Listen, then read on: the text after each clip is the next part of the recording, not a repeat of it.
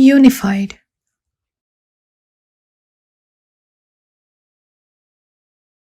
Unified. Week 13, Chapter 13. Achieving spontaneous right action. Thoughts are the basis of all your actions.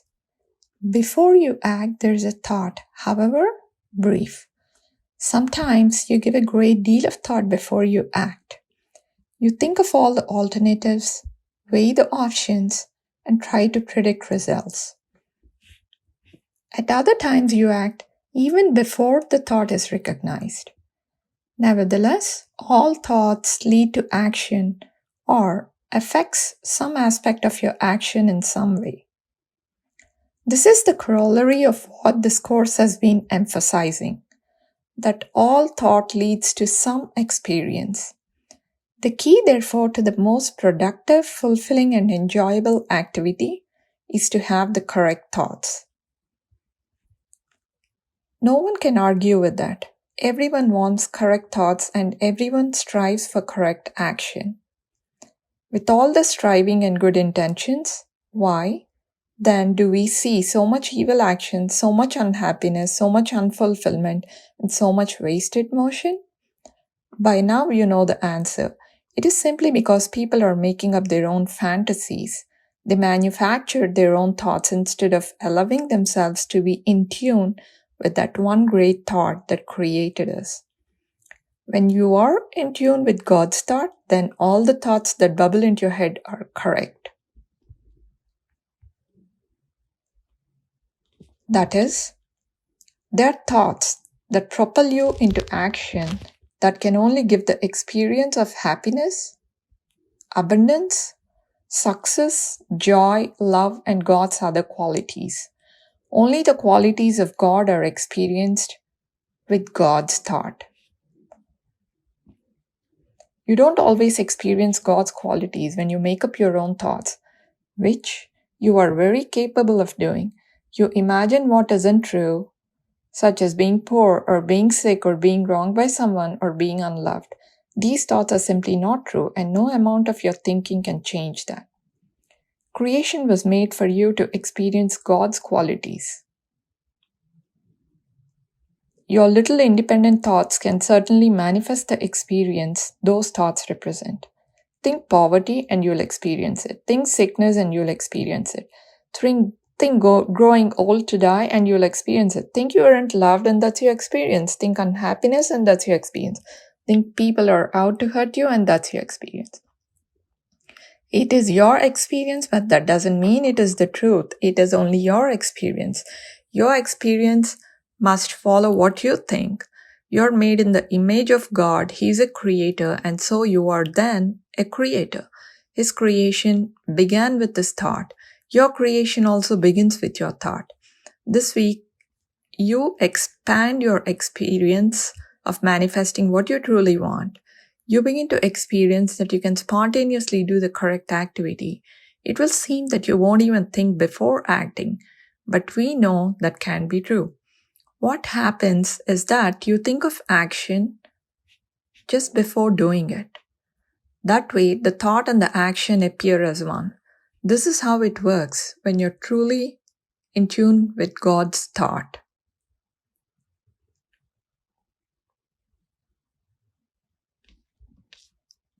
His thought bubbles into your mind and quite spontaneously you act. Pretty soon, life just flows easily. You don't have to conjure, weigh alternatives, debate options, and then blindly leap. You just act. When you use your own little thoughts, you do blindly leap. There is no way you can know enough facts in your head to work out the right action every time. Sometimes you might luck out, but never always. There are too many unknowns. However, remember that you have a quality of God described as all-knowing intelligence. That quality comes forth when you are in tune with His thought. Then you instantly compute the right course of action. In the same instant, you think the action and perform it quite automatically. Right action is that action which gives you the experience of God's qualities: happiness, love, joy, bliss, abundance, non-judgment, unboundedness, all-knowing intelligence, peace, energy, gentleness, etc. It is this right action that leads you away from your imagination. It leads you away from fear, insecurity, and loneliness, and towards abundance and true contributions to society. It is action that is fulfilling and successful and satisfying. Look at the list of experiences you want to have that you wrote out several weeks ago. Compare that list once again with the list you made of thoughts that are holding you away from those experiences. This week, you're going to put those lists together and start to manifest your true desires. Today, write out a creating formula for guidance in achieving spontaneous correct action. Use your quiet period to ask help from your higher self with this formula. Check your communication and the correctness of the formula with your yes and no signals. This is a very important creating formula. Feel comfortable with it. Say it meaningfully and with love every day. Tomorrow, you're to pick an activity to create from your list of experiences you want. Pick an experience that seems attainable, one you do believe can happen. Everything is possible, and that you will very soon realize. For this first experience, however, it is important that your own doubts, fears, and imaginations don't block the manifestation. So pick something that is believable. Next, use a quiet period to check and make sure that the activity you choose is in your higher interest. You do this by asking your higher self, and be sure to have it signal if it is wise to ask a question about the activity. And you can describe the activity. If you get a yes, then ask, is it in my highest and wisest interest to pursue this activity? If you receive a yes signal, then write out a creating formula for the experience you want. Check with your higher self for any thoughts you need to deal with that could interfere with the experience. Also use your yes and no signals to check the correctness of your creating formula.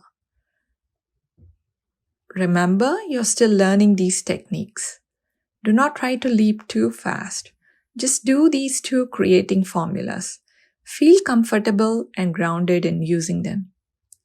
Before long, you will be using them regularly as the basis for your thoughts to bring whatever experience you and your higher self know is in your highest and wisest interest.